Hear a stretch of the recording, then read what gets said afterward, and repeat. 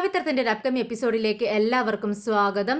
സുരർ മോളുടെ ബോഡി ഗാർഡായി നിയമനം കിട്ടിയതിനു ശേഷം വിക്രമും മോളും വേദയുടെ വീട്ടിൽ കഥകളൊക്കെ പറഞ്ഞ് ചിരിച്ചു കളിച്ചങ്ങനെ ഇരിക്കുകയാണ്. ഇത് കണ്ടുകൊണ്ടാണ് നമ്മുടെ ശങ്കരനാരായണൻ അങ്ങോട്ടേക്ക് കയറി വരുന്നത്. വിക്രമും സുഡർ മോളും സംസാരിച്ചു കൊണ്ടിരിക്കുന്നത് കണ്ട് ശങ്കരനാരായണൻ ഞെട്ടുന്നുണ്ട്. പെട്ടെന്ന് ശങ്കരനാരായണൻ മനസ്സിൽ ചിന്തിക്കുന്നുണ്ട്, ഇതെങ്ങനെ സംഭവിച്ചു? വിഹിത അറിഞ്ഞുകൊണ്ട് ഒരിക്കലും വിക്രമിനെ ഇങ്ങോട്ടേക്ക് ക്ഷണിക്കത്തില്ല. അത്രയ്ക്ക് വെറുത്തിട്ടുണ്ട് വിക്രമിനെ. പിന്നീട് എന്ത് സംഭവിച്ചു എന്നിങ്ങനെ ചിന്തിച്ചുകൊണ്ടിരിക്കുമ്പോഴാണ് പെട്ടെന്ന് സുഡർ മോള് ശങ്കരനാരായണനെ കാണുന്നത്.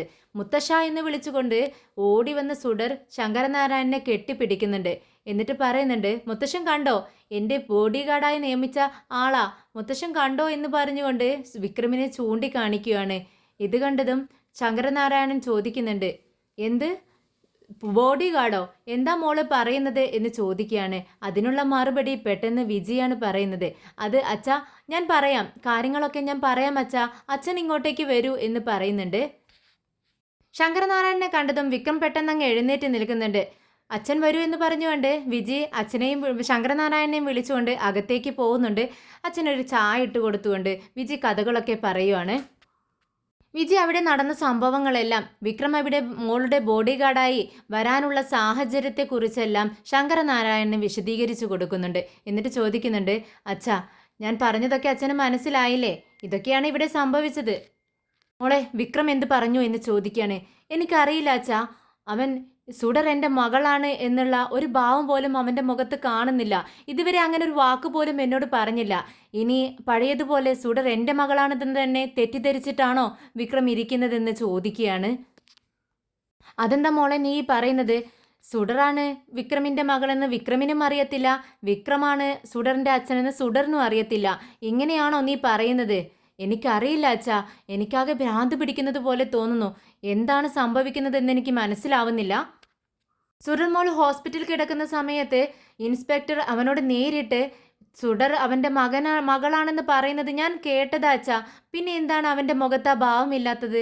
അവൻ എന്നോട് ഇക്കാര്യത്തെക്കുറിച്ച് വീണ്ടും സംസാരിച്ചിട്ട് പോലും ഇല്ല അച്ഛാ. പിന്നെ ഇനി അവൻ വിചാരിക്കുന്നുണ്ടാവോ വേദ തന്നോട് ഇക്കാര്യം തുറന്നു പറയട്ടെ എന്ന്? അതുകൊണ്ടായിരിക്കുമോ അതിങ്ങനെ മുഖത്തൊന്നും ഭാവവും ഭേദമൊന്നും ഇല്ലാത്തത് എന്ന് ചോദിക്കുകയാണ്. എന്തെങ്കിലും ആവട്ടെ മോളെ, എന്തായാലും ഇവിടം വരെ എത്തിയല്ലോ. അവർക്ക് രണ്ടുപേർക്കും വേദയുടെ മുൻപിൽ വെച്ച് തന്നെ സ്നേഹം പങ്കിടാനുള്ള ഒരു സാഹചര്യമുണ്ടല്ലോ. അവർ അച്ഛനും മോളുമാണെന്ന് അവർക്കറിയില്ലെങ്കിലും വേദയ്ക്ക് അതറിയാമല്ലോ. എന്തായാലും പതിയെ പതിയെ എല്ലാം ശരിയാവുമെന്ന് നമുക്ക് മനസ്സിലങ്ങ് ചിന്തിക്കാം. നമുക്കത് ഇങ്ങനെ വിചാരിച്ച് സന്തോഷിക്കാം മോളെ എന്ന് പറയാണ്. അച്ഛൻ്റെ വാക്കുകൾ കേട്ട് വിജിക്ക് ഒരുപാട് സന്തോഷമാവുന്നുണ്ട്. അപ്പോഴേക്കും വേദ അങ്ങോട്ടേക്ക് വരുന്നുണ്ട്. വിജി ചേച്ചി, ഞാൻ ഓഫീസിലേക്ക് പോവാണ്, എനിക്ക് ഭക്ഷണമൊന്നും വേണ്ട, ഞാൻ അവിടെ ചെന്നിട്ട് കഴിച്ചോളാം എന്ന് പറയുവാണ്. ഇത് കേട്ട് വിജി പറയുന്നുണ്ട്, വേദ നിൽക്ക്, ഭക്ഷണമൊക്കെ റെഡി ആയിട്ടുണ്ട്, നീ എന്തെങ്കിലും ഒന്ന് കുറച്ച് കഴിച്ചിട്ട് പോ മോളെ എന്ന് പറയുവാണ്.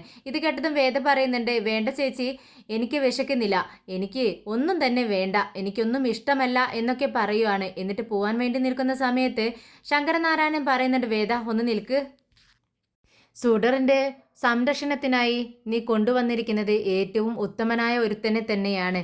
സുഡറിനെ സംരക്ഷിക്കാൻ ഇത്രയും നല്ലൊരാൾ വേറെ കിട്ടത്തില്ല മോളെ.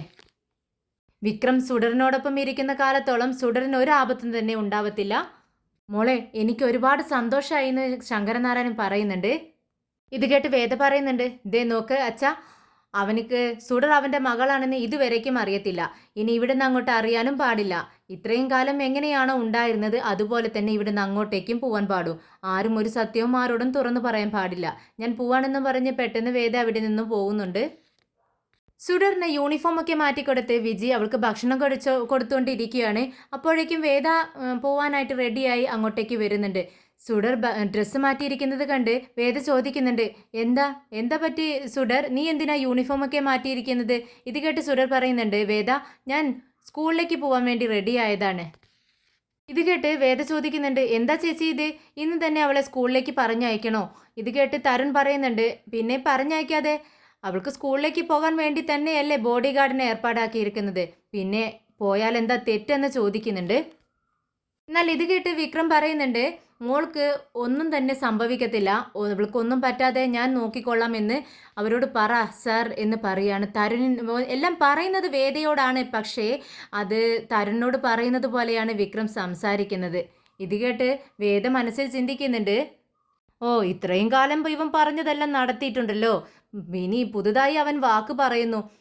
അതും ഇത്രയും കാലം പറഞ്ഞതൊന്നും അവൻ നടത്തിയിട്ടില്ല, എന്നിട്ടാണ് ഇനി പുതിയ വാക്ക് തരുന്നത് എന്നൊക്കെ ഇങ്ങനെ ചിന്തിച്ചുകൊണ്ടിരിക്കുക. പിറുപിറുവിനെ ഇങ്ങനെ പറഞ്ഞുകൊണ്ടിരിക്കുന്നുണ്ട് വേദ. പെട്ടെന്ന് വേദ സുഡറിനോട് പറയുന്നുണ്ട്, സുഡർ നീ സ്കൂളിലേക്കൊന്നും പോവണ്ട, ഇവിടെ തന്നെ ഇരുന്നാൽ മതി. പെട്ടെന്ന് തരുൺ ചോദിക്കുന്നുണ്ട്, എന്താ വേദ നീ പറയുന്നത്, പിന്നെ എന്തിനാണ് ബോഡി ഗാർഡിനെ ഏർപ്പാടാക്കിയത്? ഇത് കേട്ട് വേദ പറയുന്നുണ്ട്, ദേ തരുൺ, നിന്നോട് ഞാൻ ആദ്യമേ പറഞ്ഞതാണ് സുഡറിന് വേണ്ടി ബോഡി ഗാർഡിനെ അന്വേഷിക്കേണ്ട എന്ന്. പക്ഷേ നീ നിന്റെ നിർബന്ധത്തിന് വേണ്ടിയാണ് ഒരു ബോഡി ഗാർഡിനെ വെച്ചത്. പിന്നെ എൻ്റെ മോൾക്ക് മറ്റുള്ളവർ മുഖേന ഒരു ആപത്തും വരില്ലെന്ന് എനിക്ക് ഉറപ്പുണ്ട്. പക്ഷേ ഇവൻ കാരണം എൻ്റെ മോൾക്ക് പല ആപത്തുകളും വരാൻ സാധ്യതയുണ്ട്. ഇത് കേട്ട് വിക്രം പറയുന്നുണ്ട്, സർ എന്താ ഇത്, വീട്ടിലുള്ളവർ തന്നെ എന്നെ വിശ്വസിക്കുന്നില്ല. ഞാൻ മോളുടെ സംരക്ഷണത്തിന് വേണ്ടിയാണ് വന്നിരിക്കുന്നത്. ഇവിടെയുള്ളവർ തന്നെ വിശ്വസിച്ചിട്ടില്ലെങ്കിൽ ഞാൻ എന്ത് ചെയ്യും? എന്താ സാർ ഇങ്ങനെയൊക്കെ എന്ന് ചോദിക്കുകയാണ്. പെട്ടെന്ന് തരുൺ എഴുന്നേറ്റ് വിക്രമിനോട് പറയുന്നുണ്ട്, വിക്രം പ്ലീസ്, ഞാൻ വേദയെ പറഞ്ഞ് മനസ്സിലാക്കിക്കോളാം എന്ന് പറഞ്ഞുകൊണ്ട് വേദയോട് പറയുന്നുണ്ട്, വേദ നീ എന്താ ഇങ്ങനെയൊക്കെ സംസാരിക്കുന്നത്? വിക്രം വന്നിരിക്കുന്നത് നമ്മുടെ മോളുടെ സംരക്ഷണത്തിന് വേണ്ടിയാണ്. അപ്പോൾ അവനെ ഇങ്ങനെ ഇൻസൾട്ട് ചെയ്യാൻ പാടുള്ളൂ? ഇതൊക്കെ തെറ്റാണ് കേട്ടോ വേദേ. നിന്റെ കാഴ്ചപ്പാടിൽ അവൻ ആരോ ആയിരിക്കാം, പക്ഷേ എൻ്റെ കാഴ്ചപ്പാടിൽ അവൻ നല്ലവനാണ്. അതുകൊണ്ട് നീ നിന്റെ ഈഗോ ഒന്ന് മാറ്റിവെക്ക്. വിക്രമിൻ്റെയും സുഡറിൻ്റെയും കാര്യം ഞാൻ നോക്കിക്കൊള്ളാം. പെട്ടെന്ന് വേദ ദേഷ്യത്തോടെ പറയുന്നുണ്ട്, എന്തെങ്കിലുമൊക്കെ ചെയ്ത് തൊലയ്ക്ക്. പിന്നെ ബ്രേക്ക്ഫാസ്റ്റും ലഞ്ചും ഒക്കെ സ്കൂളിൽ നിന്നല്ലേ ഇവൾ കഴിക്കാറ്, പിന്നെ ഇതെന്താ ഇവിടെ നിന്നും ഇന്ന് പുതുതായി കഴിക്കുന്ന ഒരു രീതിയൊക്കെ തുടങ്ങിയിരിക്കുന്നതെന്ന് ചോദിക്കുകയാണ്. ഇത് കേട്ടതും വിക്രം പറയുന്നുണ്ട്, മോളോട് ഞാനാണ് പറഞ്ഞത് ഇനി കുറച്ച് ദിവസത്തേക്ക് സ്കൂളിൽ നിന്നും ഭക്ഷണം കഴിക്കേണ്ട, വീട്ടിൽ നിന്നും കഴിച്ചിട്ട് പോയാൽ മതി എന്ന്. ഇത് കേട്ടതും വേദ പറയുന്നുണ്ട്, ദേ തരുൺ, സ്കൂളിൽ എത്രയോ കുട്ടികളുണ്ട്, അവർ കഴിക്കുന്നത് തന്നെയല്ലേ നമ്മുടെ മോളും കഴിക്കുന്നത്, പിന്നെ എന്താ പ്രശ്നം? ഇത് കേട്ട് വിക്രം പുച്ഛത്തോടെ പറയുന്നുണ്ട്, കളക്ടറിന് പഠിച്ചിട്ടുണ്ട് എന്ന് പറഞ്ഞിട്ട് എന്താ കാര്യം? കുറച്ച് ബുദ്ധിയോടെ സംസാരിക്കാൻ പറയൂ, ചിന്തിക്കാനും പറയൂ എന്ന് പറയുന്നുണ്ട്. പെട്ടെന്ന് വിജി ചോദിക്കുന്നുണ്ട്, എന്താ വേദ നീ ഇങ്ങനെയൊക്കെ പറയുന്നത്? വിക്രം പറയുന്നതിലും കാര്യമില്ലേ? അവൾ ഇവിടെ നിന്നും ഭക്ഷണം കഴിച്ചിട്ട് പോട്ടെ, അവിടെ ചെന്ന് ആരെങ്കിലും എന്തെങ്കിലുമൊക്കെ ചെയ്താൽ എന്ത് ചെയ്യും? ഭക്ഷണത്തിൽ ആരെങ്കിലും വിഷം കലർത്തി എങ്ങനെ എന്തെങ്കിലുമൊക്കെ ചെയ്താൽ നമ്മുടെ വീട്ടിൽ സംഭവിച്ചതന്നെ നിനക്കറിയില്ലേ? ആ പാലിൽ പുറത്തുനിന്നും വിഷം കലർത്തിയാണ് നമ്മുടെ വീടിനകത്ത് പോലും വരാൻ കാരണം സാഹചര്യമുണ്ടായി. അപ്പോൾ പിന്നെ സ്കൂളിൽ ചെന്നാൽ എന്താ അവസ്ഥ എന്ന് നമുക്ക് പറയാൻ പറ്റത്തില്ലല്ലോ, നമുക്കാരും തടുക്കാൻ പറ്റില്ലല്ലോ. വേദേ നീ എന്താ വിക്രം പറയുന്നത് മനസ്സിലാക്കാത്തതെന്ന് ചോദിക്കുകയാണ്. ഇത് കേട്ടതും വേദ പറയുന്നുണ്ട്, ദേ എന്നെ മനസ്സിലാക്കാൻ ആരുമില്ല, ഞാൻ പറയുന്നത് ആരും മനസ്സിലാക്കുന്നില്ല, എൻ്റെ ടെൻഷൻ എനിക്കല്ലേ അറിയൂ. ശരി, നിങ്ങൾ എന്തെങ്കിലുമൊക്കെ ചെയ്യും, ഞാൻ പോകുന്നു എന്ന് പറയുകയാണ്. ഉടനെ വിജി പറയുന്നുണ്ട്, ലഞ്ച് ഉണ്ടാക്കാൻ കഴിഞ്ഞില്ല വേദ, ഞാൻ നിനക്ക് ഓഫീസിലേക്ക് എത്തിച്ചേക്കാം എന്ന് പറയുവാണ്. വേദ പോകുന്നതിന് മുൻപ് വരുണിന് ഒരു വാണിംഗ് കൊടുക്കുവാണ്. ദേ തരുൺ, നീ പറഞ്ഞതുപോലെയാണ് ഇവിടെ കാര്യങ്ങളെല്ലാം നടന്നുകൊണ്ടിരിക്കുന്നത്. നിന്റെ ഇഷ്ടപ്രകാരം എല്ലാ കാര്യങ്ങളും നീ ചെയ്യുന്നു, എൻ്റെ ഇഷ്ടപ്രകാരമല്ല. ഇവൻ മുഖേന എൻ്റെ മോൾക്ക് എന്തെങ്കിലും പ്രശ്നമുണ്ടായാൽ അതിന് മറുപടി പറയേണ്ടത് നീയായിരിക്കും. നിന്നെ ഞാൻ ചുമ്മാ വിടത്തില്ല, വെറുതെ വിടത്തില്ല തരുൺ. ഇത് കേട്ട് തരുൺ ഒന്ന് ചിരിക്കുന്നുണ്ട്. എന്നിട്ട് പറയുന്നുണ്ട്, ദേ വേദ, ഇവനേക്കാൾ നല്ലൊരു ബോഡി ഗാർഡിനെ നീ കൊണ്ടുവന്ന് നിർത്ത്. അപ്പോൾ പിന്നെ ആ നിമിഷം തന്നെ ഞാൻ ഇവനെ പറഞ്ഞു വിട്ടേക്കാം. അതുവരേക്കും നീ ഞാൻ കൊണ്ടുവന്ന ആളെ ഇനി ഇൻസൾട്ട് ചെയ്യാൻ പാടില്ല. എന്തായാലും നിനക്ക് ഓഫീസിൽ ഒരുപാട് ജോലികൾ ഉണ്ടാവുമല്ലോ, നീ ചെല്ല് എന്ന് പറയുന്നുണ്ട് തരുൺ. അങ്ങനെ വേദ പോവാനായിട്ട് നിൽക്കുന്ന സമയത്ത് സുഡറിനോട് പറയുന്നുണ്ട്, മോളെ നിന്റെ ഹെൽത്ത് അത്ര ശരിയായിട്ടില്ല, സ്കൂളിൽ നിന്നും വല്ല ക്ഷീണമോ മറ്റോ വന്നിട്ടുണ്ടെങ്കിൽ പെട്ടെന്ന് മേഡത്തോട് പറഞ്ഞ് ഇങ്ങോട്ടേക്ക് വിളിക്കണം. അപ്പോൾ വിജയമ്മ നിന്നെ കൊണ്ടുവരാനായിട്ട് വരും കേട്ടോ എന്ന് പറയുകയാണ്. അല്ല, അതിന് എൻ്റെ കൂടെ ബോഡി ഗാർഡ് ഉണ്ടല്ലോ, ഞാൻ അവരോടൊപ്പം വന്നോളാം എന്ന് പറയുന്നുണ്ട് മോള്. അങ്ങനെ വേദ പോവാനായിട്ട് നിൽക്കുമ്പോൾ സുഡർ ചോദിക്കുന്നുണ്ട്, വേദ നീ അങ്ങനെ പോവാണോ? ഒരു കാര്യം നീ മറന്നില്ലേ എന്ന് ചോദിക്കുകയാണ്. ഉടനെ തന്നെ തിരിഞ്ഞു നിന്ന് വേദ എന്താണെന്ന് ചോദിക്കുന്നുണ്ട്. ഓഫീസിലേക്ക് പോകുന്നതിന് മുൻപ് നീ എന്നും എനിക്കൊരു സാധനം തരാറില്ലേ എന്ന് പറഞ്ഞുകൊണ്ട് തൻ്റെ കവിളിലേക്ക് ഇങ്ങനെ ചൂണ്ടിക്കാണിക്കുകയാണ്. എന്നും പോകുന്നതിന് മുൻപ് സുഡറിന് ഒരു ഉമ്മ കൊടുത്തിട്ടേ വേദ പോവാറുള്ളൂ. അതാണ് വേദ മറന്നുകൊണ്ട് പോകുമ്പോൾ സുഡർ ചോദിച്ച് വാങ്ങിക്കുകയാണ്. അത് പറഞ്ഞതും പെട്ടെന്ന് വേദയും വിക്രമും പരസ്പരം നോക്കുവാണ്. ആ നോട്ടം എന്ന് പറയുന്നത് ഒരു വല്ലാത്ത നോട്ടം തന്നെ. പണ്ട് വിക്രം ജോലിക്ക് പോകുന്ന സമയത്ത് വേദയോട് എന്നും ചോദിക്കുമായിരുന്നു, ഞാൻ ജോലിക്ക് പോകുമല്ലടി, പ്ലീസ് എടി എന്നും തരാനുള്ളൊരു തടി എന്ന് പറഞ്ഞുകൊണ്ട് ചോദിച്ച് കിസ് മേടിച്ചിട്ടാണ് വിക്രം ജോലിക്ക് പോകാറുള്ളൂ.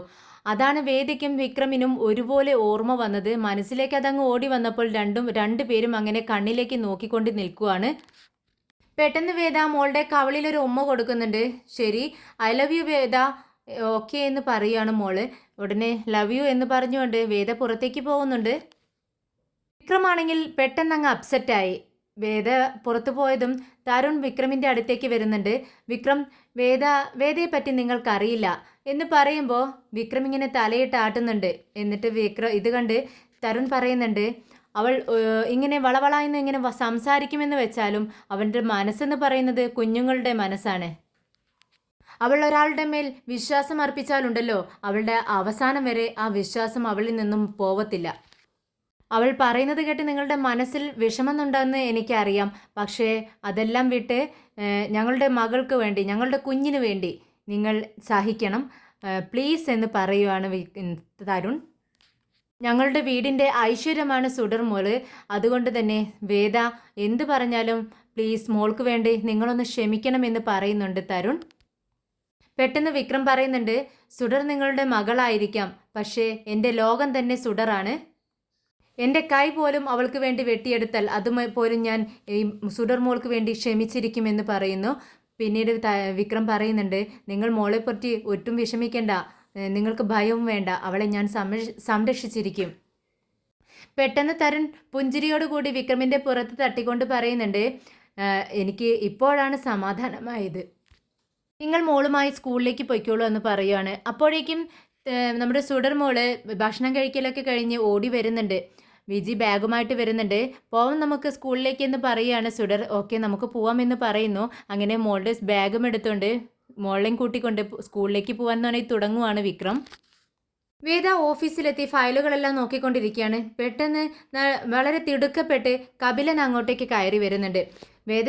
വേദയോട് പെട്ടെന്ന് ചോദിക്കുന്നുണ്ട്, ദേ എന്താ വേദ ഇതെല്ലാം, നീ ഈ ഡിപ്പാർട്ട്മെൻറ്റിനെ വിശ്വസിക്കുന്നില്ല അല്ലേ? ഇത് കേട്ടതും വേദ പറയുന്നുണ്ട്, കപിലൻ നിന്നോട് കൂടി ആലോചിച്ച് എന്തും ചെയ്യൂ എന്നാണ് ഞാൻ തീരുമാനിച്ചിട്ടുണ്ടായിരുന്നത്. പക്ഷെ അപ്പോഴേക്കും തരുൺ എല്ലാം തീരുമാനിച്ചു കഴിഞ്ഞിരുന്നു. അവനാണ് എല്ലാം പെട്ടെന്ന് ചെയ്തു തീർത്തത്. എന്നാലും ഇത് വേണ്ടായിരുന്നു വേദ എന്ന് പറയുകയാണ് കപിലൻ. ഉടനെ തന്നെ വേദ പറയുന്നുണ്ട്, ദേ ഇന്നലെ രാത്രി ഞങ്ങളുടെ വീട്ടിന് നേരെ ഒരു അറ്റംപ്റ്റ് ഉണ്ടായി. അതിനെ പോലീസുകാരും അവർ കീഴ്പ്പെടുത്തി അകത്തേക്ക് ഞങ്ങളെ ആക്രമിക്കാനായി കയറേണ്ടിയിരുന്നു. പക്ഷേ അതിൽ നിന്നും പോലീസുകാരെ അടക്കം ഞങ്ങളെയും രക്ഷപ്പെടുത്തിയത് ഈ വിക്രമാണ്. ഇത്രയും പോലീസുകാർ കാവലുണ്ടായിരിക്കുമ്പോഴാണ് പാലിൽ വിഷം കലർത്തി അത് ഞങ്ങളുടെ വീട്ടിലേക്ക് അയച്ചത്. അതുകൊണ്ട് തന്നെ തരുണിന് പോലീസിൽ ഒട്ടും തന്നെ വിശ്വാസമില്ല. അതുകൊണ്ടാണ് തരുൺ ഇങ്ങനെ ഒരു തീരുമാനത്തിലെത്തിയത്. അതിൽ നിന്ന് തെറ്റിദ്ധരിക്കരുത് വേദ, തെറ്റ് സംഭവിക്കും, മനുഷ്യനായാൽ സഹജം. പക്ഷേ ഇങ്ങനെ ഒരു അറ്റാക്ക് നടക്കുമെന്ന് ഞങ്ങൾ ഒട്ടും തന്നെ പ്രതീക്ഷിച്ചിട്ടുണ്ടായിരുന്നില്ല. എന്താ കപിലൻ ഇത്? അതൊക്കെ നിങ്ങൾ പ്രതീക്ഷിക്കണ്ടേ? അതിന് തന്നെയല്ലേ ഈ ഡിപ്പാർട്ട്മെൻറ്റിൻ്റെ ജോലി എന്ന് പറയുന്നത്.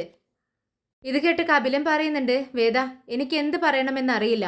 നീ ഡിപ്പാർട്ട്മെൻറ്റിനെ വിശ്വസിക്കാതെ ഒരു റൗഡിയാണ് ഇപ്പോൾ വിശ്വസിക്കുന്നത്.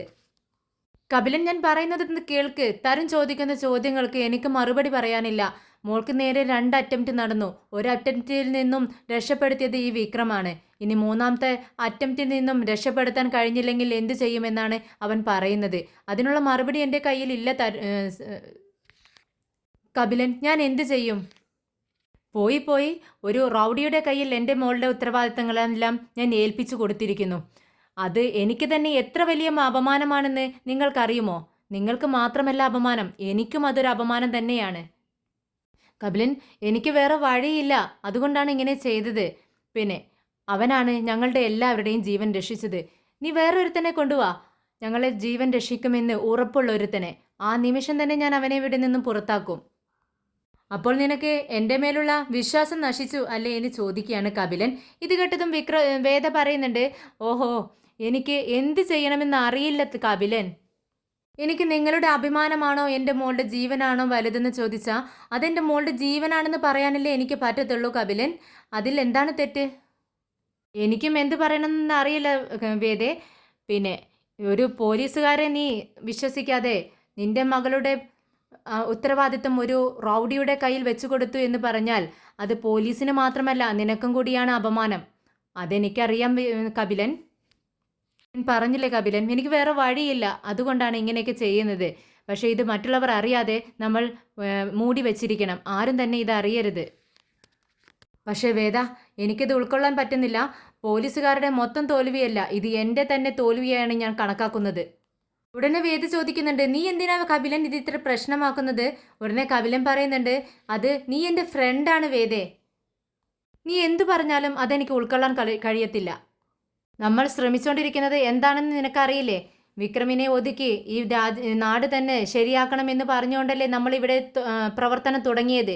എന്നിട്ടിപ്പോൾ നീ എന്താ ചെയ്തിരിക്കുന്നത്? നിന്റെ മകളുടെ ഉത്തരവാദിത്തം അവൻ്റെ കയ്യിൽ വെച്ചു കൊടുത്തിരിക്കുന്നു. ഇതെല്ലാം ചെയ്യുന്നത് തരുണാണെന്ന് നീ പറയുന്നു, പക്ഷേ എനിക്കതത്ര വിശ്വാസമായിട്ട് തോന്നുന്നില്ല വേദേ എന്ന് പറഞ്ഞുകൊണ്ട് വളരെ ഒരു അർത്ഥമുള്ള പോലെ നോക്കുവാണ് കപിലൻ വേദയെ. അങ്ങനെ വിക്രം മോളുമായി സ്കൂളിലേക്ക് എത്തുന്നു. സ്കൂളിലേക്ക് ഇറക്കി വിട്ടതും വിക്രം മോളോട് പറയുന്നുണ്ട്, സ്കൂൾ വിട്ടാൽ ഉടനെ നീ ഇതാ ഇവിടെ തന്നെ വന്ന് നിൽക്കണം, അപ്പോൾ നിന്നെയും കൂട്ടിക്കൊണ്ട് ഞാൻ വീട്ടിലേക്ക് പോവാം. പക്ഷേ വളരെ വിഷമത്തോടെ നിൽക്കുവാണ് സുഡർ. മോളുടെ മുഖമങ്ങ് തെളിയുന്നില്ല.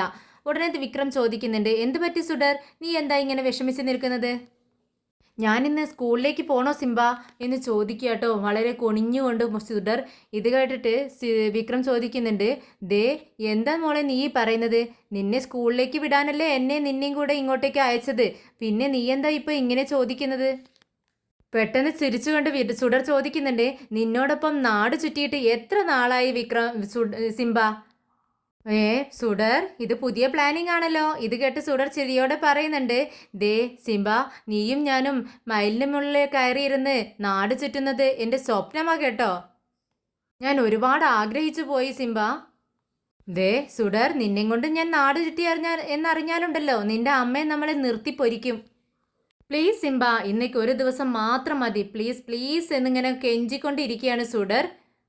മോളെ, ഇനി പുറത്ത് കറങ്ങാൻ പോവാന്ന് വെച്ചാലും അത് ബൈക്കിൽ പോകാൻ പറ്റത്തില്ല, ഈ വാഹനത്തിൽ വേണം, നമ്മൾ കാറിൽ വേണം പോവാനെന്ന് പറയുമ്പോൾ സുഡർ അതിനോട് യോജിക്കുകയാണ്. ശരി, എനിക്ക് എങ്ങനെ പോയാലും കുഴപ്പമില്ല, പക്ഷെ എനിക്ക് നിന്നോടൊപ്പം നാട് ചുറ്റണം, അതാണ് വേണ്ടത്. എന്താ നിനക്ക് ഓക്കെ ആണോ എന്ന് ചോദിക്കുന്നുണ്ട്. ഉടനെ വിക്രം പറയുന്നുണ്ട്, മോള് പറഞ്ഞാൽ പിന്നെ എനിക്ക് എന്താ പ്രശ്നം? മോള് പറയുന്നതെല്ലാം ഞാൻ അനുസരിച്ചിരിക്കും, അത് നിനക്കറിയാവുന്നതല്ലേ. പിന്നെ നീ സുഖമില്ലാതെ ഹോസ്പിറ്റലിൽ നിന്ന് ഇപ്പോൾ വന്നതല്ലേ ഉള്ളൂ. എന്തായാലും നിനക്ക് എവിടേക്ക് പോകണം എന്ന് നീ പറഞ്ഞാൽ മതി, നിനക്ക് ഇഷ്ടമുള്ള സ്ഥലത്തെല്ലാം ഈ സിംബ നിന്നെ കൊണ്ടുപോയിരിക്കും എന്ന് പറഞ്ഞുകൊണ്ട് മോളെയും എടുത്തുകൊണ്ട് വണ്ടിയിൽ കയറുന്നുണ്ട് വിക്രം. പിന്നെ വിക്രമും മോളും ഇങ്ങനെ നാട് കറങ്ങിക്കൊണ്ടിരിക്കുകയാണ്, ചുറ്റി കറങ്ങിക്കൊണ്ടിരിക്കുകയാണ്. പോകുന്ന വഴിയിൽ കാണുന്ന ഭക്ഷണമൊക്കെ വാങ്ങിച്ച് കൊടുക്കുന്നുണ്ട് വിക്രം. ഇളനീർ വാങ്ങി കൊടുക്കുന്നുണ്ട്. അങ്ങനെ ഓരോന്നായി ഭക്ഷണങ്ങളൊക്കെ ഇങ്ങനെ മേടിച്ച് ഓരോ മോള് പറയുന്ന സാധനങ്ങളും കാഴ്ചകളും ഒക്കെ ഇങ്ങനെ കാണിച്ച് നടക്കുവാണ്. നമ്മുടെ വിജയാണെങ്കിൽ വേദയ്ക്കുള്ള ഭക്ഷണവുമായിട്ട് കളക്ടർ ഓഫീസിൽ വന്നിരിക്കുകയാണ്. വിജയോട് ചോദിക്കുന്നുണ്ട് വേദ, ചേച്ചി മോളുടെ വിവരം എന്തെങ്കിലും അറിഞ്ഞോ? അവൾ സുഖമില്ലാതെയല്ലേ സ്കൂളിലേക്ക് പോയത്, കുഴപ്പം വല്ലതും കാണുമോ എന്ന് ചോദിക്കുന്നുണ്ട്. ഇത് കേട്ട് വിജി പറയുന്നുണ്ട്, നീ എന്തിനാ ഇങ്ങനെ ടെൻഷൻ അടിക്കുന്നത്? ദേ അവൾ തനിയല്ലല്ലോ, അവളോടൊപ്പം വിക്രമില്ലേ, അവൻ അവളെ നോക്കിക്കോളും. ഇത് കേട്ടതും വേദ പറയുന്നുണ്ട്, ദേ അവൻ്റെ പേര് പോലും എനിക്ക് കേൾക്കണ്ട, ഞാൻ ആകെ ഇറിറ്റേറ്റ് ആവുന്നു. അവൻ മോളോ കൂടെ ഉള്ളതാണ് എനിക്ക് പേടി. അവൻ എന്തെങ്കിലുമൊക്കെ പറഞ്ഞ് എൻ്റെ മോളുടെ സ്വഭാവം നേരെ കേടുവരുത്തുമോ എന്നാണ് എൻ്റെ പേടി എന്ന് പറയുകയാണ്. ദേ എന്തിനാ വേദ ഇങ്ങനെയൊക്കെ പറയുന്നത്? അവൻ്റെ ലിമിറ്റ് എന്താണെന്ന് അവനക്കറിയാം, നീ എന്തിനാ ആവശ്യമില്ലാതെ ഇങ്ങനെ ആശങ്കപ്പെട്ടിരിക്കുന്നത്? ഇതേ സമയം മോള് പറയുന്ന സ്ഥലങ്ങളിലെല്ലാം മോളെയും കൊണ്ട് ചുറ്റിക്കറങ്ങുവാണ് വിക്രം. അപ്പോഴേക്കും അവിടുത്തെ ഒരു ഓഫീസർ വേദയുടെ അടുത്തേക്ക് വരുന്നുണ്ട്. സ്കൂളുകളിലെല്ലാം പെട്ടെന്നുള്ള ഇൻസ്പെക്ഷൻ്റെ ഒരു പേപ്പർ കൊടുക്കുവാണ്. അത് നോക്കിക്കൊണ്ട് ഫയൽ നോക്കിക്കൊണ്ട് വേദ പറയുന്നുണ്ട്, ഇത്രയും സ്കൂളുകളിൽ പെട്ടെന്ന് ഒരേ സമയം എങ്ങനെ ഇൻസ്പെക്ഷൻ നടത്തും? നമ്മൾ പോകുന്ന വിവരം അവർ അറിയാൻ പാടില്ല എന്ന് പറയുകയാണ്. ഓക്കെ എന്ന് പറയുന്നു. പെട്ടെന്ന് വേദ വിജിയോട് ചോദിക്കുന്നുണ്ട്, മോളുടെ സ്കൂൾ വിട്ടുകാണോ ചേച്ചി? ഇല്ല, ഉണ്ടായിരിക്കില്ല എന്ന് പറയുന്നുണ്ട്. എപ്പോഴാണ് പെട്ടെന്ന് വേദ പറയുന്നത് സുഡറിൻ്റെ സ്കൂളിൽ ഇൻസ്പെക്ഷൻ നടത്താമെന്ന്. ഇതേസമയം പാർക്കിലൊക്കെ ഇരുന്ന് നമ്മുടെ സുഡറും വിക്രമും ആഘോഷിച്ചു കൊണ്ടിരിക്കുകയാണ്. ബബിൾസ് എല്ലാം പറത്തി അവർ ചിരിച്ച് കളിച്ചങ്ങനെ ഇരിക്കുന്നുണ്ട്. വേദ വിജയോട് ചോദിക്കുന്നുണ്ട്, നമ്മൾ പെട്ടെന്ന് സ്കൂളിലേക്ക് എത്തുന്ന സമയത്ത് എന്നെ കാണുമ്പോൾ മോള് സർപ്രൈസ് ആയിരിക്കുമല്ലേ? ആ ശരിയാ, നിന്നെ കാണുമ്പോൾ മോൾക്ക് എന്തായാലും സർപ്രൈസ് ആയിരിക്കും. ശരി ചേച്ചി, ഞാൻ എന്തായാലും ഇൻസ്പെക്ഷൻ കഴിഞ്ഞിട്ട് വീട്ടിലേക്ക് വരുന്നുള്ളൂ, നിങ്ങൾ പൊയ്ക്കോളൂ എന്ന് പറയാണ്. അങ്ങനെ ഭക്ഷണം കഴിച്ചു കഴിഞ്ഞ പാത്രങ്ങളെല്ലാം എടുത്ത് വിജി പോകാനായിട്ട് നിൽക്കുന്നുണ്ട്.